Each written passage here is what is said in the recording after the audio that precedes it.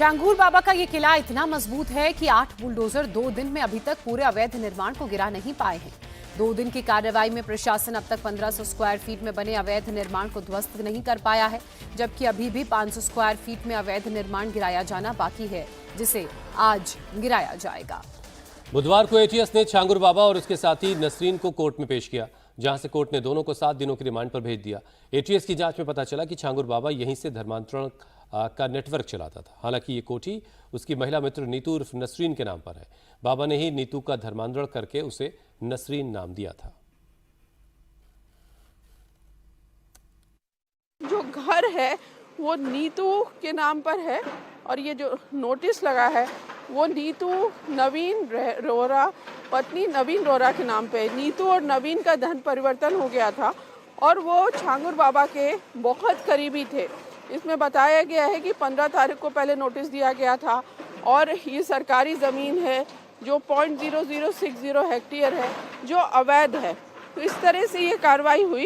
ये सामने सड़क है, ये पूरी सड़क ये सीधे छांगुर बाबा के घर पे आती है और ये गेट इसका इतना बड़ा है और अंदर भी ये काफ़ी आलीशान है। पीछे वो मज़ार है जहाँ कहा जाता है कि छांगुर बाबा ने अपनी जीवन की यहाँ शुरुआत की थी। वो स्टोन्स और अंगूठी बेचते थे इस मज़ार के बाहर, फिर साइकिल से बेचते थे। उसके बाद मुंबई चले गए और उसके बाद पिछले 3-4 सालों में अचानक से उनके पास बहुत पैसा आ गया और काफ़ी यहाँ पे इस पूरे इलाके में एक घर ये है, एक सड़क के उस पार है और एक थोड़ी दूर पर है। इसके अलावा 2 शोरूम हैं जहाँ पर ब्रांडेड कपड़े और जूतों का कारोबार छांगुर बाबा के लोग करते थे। और ये जो गिराने का काम है करीब 50% बचा है। काफ़ी मुश्किल हो रही है इसको गिराने में और क्योंकि बहुत ज़्यादा मजबूत ये बना हुआ है। अब प्रशासन ये बुलडोज़र लगे हैं और उनका कहना है कि आज कोशिश की जाएगी, क्योंकि अब बारिश भी हुई है, थोड़ी दिक्कत आ रही है, लेकिन कोशिश यही है कि आज इसको पूरा गिरा दिया जाए। और इसके अलावा जहाँ जहाँ भी छांगुर बाबा ने अवैध रूप से निर्माण कराया है उसकी भी पड़ताल की जा रही है।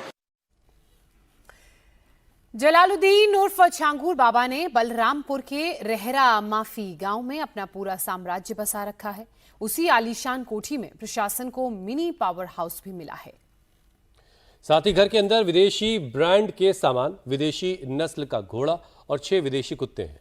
इसके साथ ही पुलिस को छांगुर बाबा की कोठी में धर्मांतरण के पुख्ता सबूत भी मिले हैं।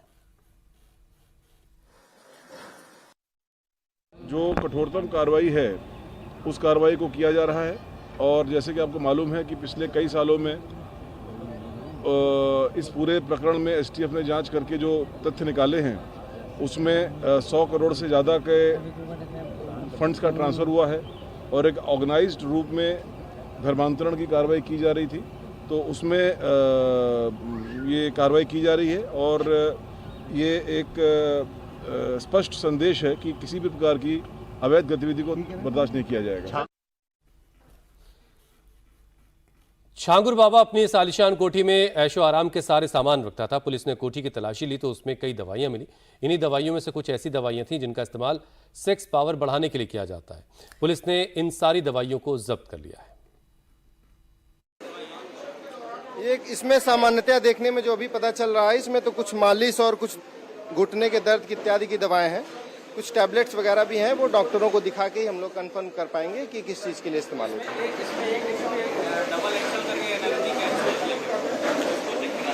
ये डॉक्टर्स से हम चेक करवाएंगे इनको, उसके बाद ही आप लोग को हम बता पाएंगे कि किस चीज़ की दवाएं हैं। उत्तर प्रदेश में धर्मांतरण के सबसे बड़े रैकेट के खुलासे के बाद मुख्यमंत्री योगी आदित्यनाथ ने यह साफ कर दिया है कि छांगुर बाबा जैसे जल्लादों को किसी भी कीमत पर बख्शा नहीं जाएगा। कल बलरामपुर में आपने देखा होगा एक जल्लाद को हम लोगों ने वहां पे भी गिरफ्तार किया है।